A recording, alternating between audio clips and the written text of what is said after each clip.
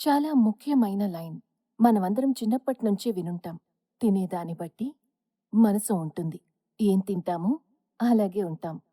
విన్నాము, నమ్ముతాము, అర్థం చేసుకుంటాము. కానీ ఇవాళ మనం చెక్ చేసుకోవాలి.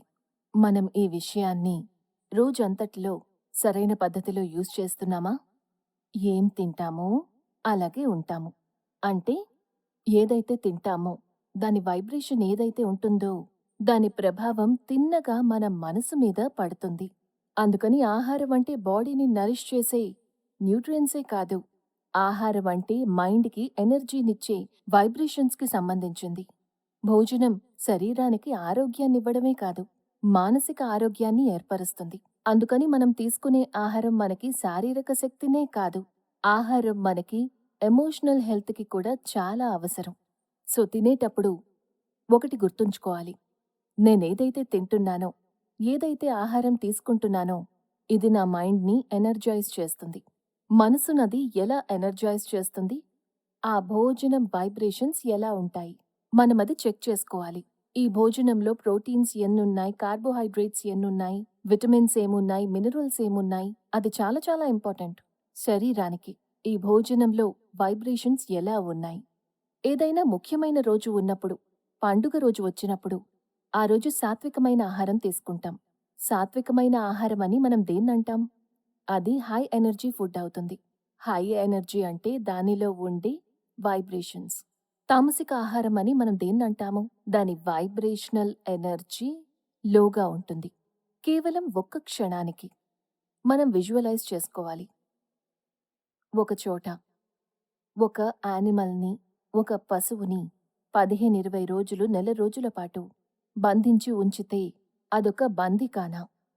మొదటి విషయం ఏంటంటే ఆ పశువు అక్కడ 20 నుండి నెల రోజుల పాటు బందీఖానాలో ఉంది. ఆ ప్రదేశంలోని వాతావరణం ఏంటి? ఆ ప్రదేశంలో ప్రతిరోజు హింస జరుగుతుంది అండ్ ప్రతిరోజు ఎన్ని యానిమల్స్ మరణించడం జరుగుతుంది. మరి ఆ చోటుకి ఉండే వైబ్రేషన్ ఎలా ఉంటుంది? ఆ తర్వాత ఆ యానిమల్ ఏదైతే బయట ఉంటుందో దానికి తెలిసిపోతుంది దాని విషయంలో ఏం జరగబోతోందని. అప్పుడు దాని మానసిక పరిస్థితి ఎలా ఉంటుంది? దానిని పట్టుకోవడం జరిగింది.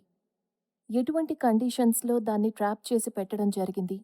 అందుకని దానికి తెలుసు దాని విషయంలో ఏం జరగబోతోందని. అటువంటప్పుడు ఆ జంతువు పరిస్థితి ఎలా ఉంటుంది? మనందరికీ తెలుసు. జంతువులకి ఫీలింగ్ ఉంటుంది, ఎమోషన్స్ ఉంటాయి. ఏం ఆలోచిస్తుంది? ఎలా అనుభూతి చెందుతుంది? భయం, ఫియర్, నిస్సహాయత. దాన్నది కాపాడుకోలేదు.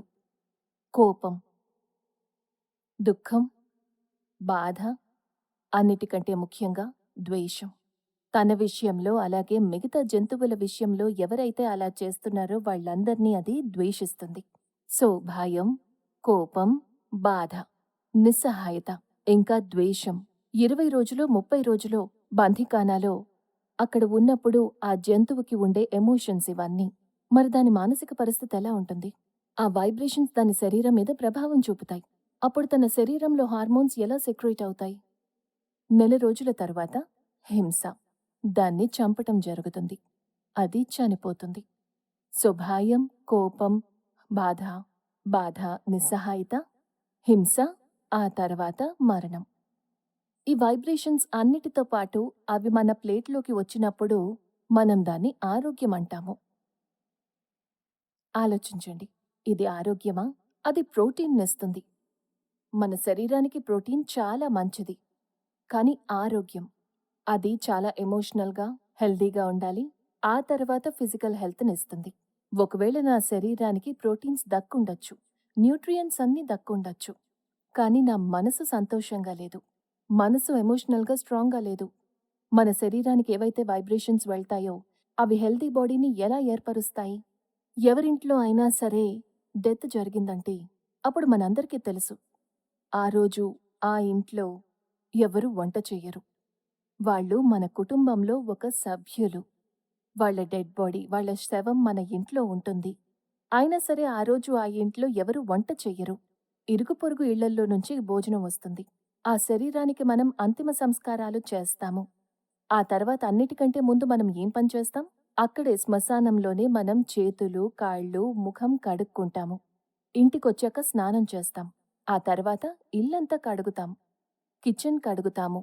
తర్వాత వంట చేస్తాము. ఆ డెడ్ బాడీ మన కుటుంబానికి చెందింది. అయినా సరే ఆ టైంలో మనం ఇంట్లో వంట చెయ్యము. కానీ ఇంట్లో, ఫ్రిడ్జ్‌లో చాలా డెడ్ బాడీస్ ఉంటాయి. వాటన్నిటిని మనం వండుకొని తింటాం. ఇంట్లో బాడీ ఉంటేనే మనం కిచెన్‌లో వంట చెయ్యము. కానీ ఒక డెడ్ బాడీతో మనం వంట చేసుకొని దాన్ని తింటాం. దాన్ని మనం హెల్త్ అంటున్నాము. ఇది ఆపాల్సిన టైం. చెక్. ఎదుటివాళ్ళు ఏమంటున్నారు అనే దాని గురించి ఆలోచించకండి.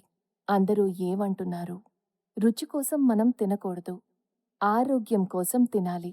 ఒకవేళ మనకి ఒక ప్యూర్, పవర్‌ఫుల్, శక్తివంతమైన మనసు కావాలంటే, సాత్వికమైన మనసు కావాలంటే, మనం తినే ఆహారం సాత్వికంగా ఉండాలి. అది ఎమోషనల్‌గా హెల్తీగా ఉంటుంది. ఫిజికల్‌గా కూడా హెల్తీగా ఉంటుంది. కేవలం కొన్ని రోజులు సాత్వికాహారం తింటే సరిపోదు. కొన్ని రోజులు డివైన్ రోజులుగా ఉంటాయి. అప్పుడు మనం ఆ పరమాత్మని గుర్తు చేసుకుంటాము. వ్రతాలు చేస్తాము. డివినిటీని ఆహ్వానిస్తాము. కేవలం ఆ రోజుల్లోనే మనం సాత్వికాహారం ఎందుకు తీసుకుంటాం? మనం డివినిటీని రోజూ ఎక్స్‌పీరియన్స్ చేయాలనుకుంటాం కదా! ప్రతిరోజు మానసిక పరిస్థితిని చాలా హైగా ఉంచుకోవాలనుకుంటాం. మన మానసిక పరిస్థితిని హైగా, శక్తివంతంగా ఉంచుకోవాలనుకుంటే ప్రతిరోజు సాత్వికాహారం తీసుకోవాలి. మన కిచెన్‌ని పూర్తిగా ప్యూర్‌గా, క్లీన్‌గా ఒక మందిరంలాగా ఉంచుకోవాలి. ప్రతి ఒక్క మెతుకు దేన్నైతే మనం సాత్వికంగా తింటామో అది మన బాడీకి మాత్రమే కాదు, మన మనసుని కూడా నరిష్ చేస్తుంది. మనసుని తేలిగ్గా ఉంచుతుంది. మనసు బాడీకి మంచి వైబ్రేషన్స్‌నిస్తుంది. తరువాత ఆ ఆహారం మనకి సంతోషాన్నిస్తుంది. ఇంకా ఆరోగ్యాన్ని కూడా. ఎమోషనల్ హెల్త్, ఇంకా ఫిజికల్ హెల్త్. ఒక ప్రయోగం చేసి చూద్దాం. సాత్విక భోజనం మనందరి మనసు అవుతుంది సాత్వికంగా. ఓం శాంతి.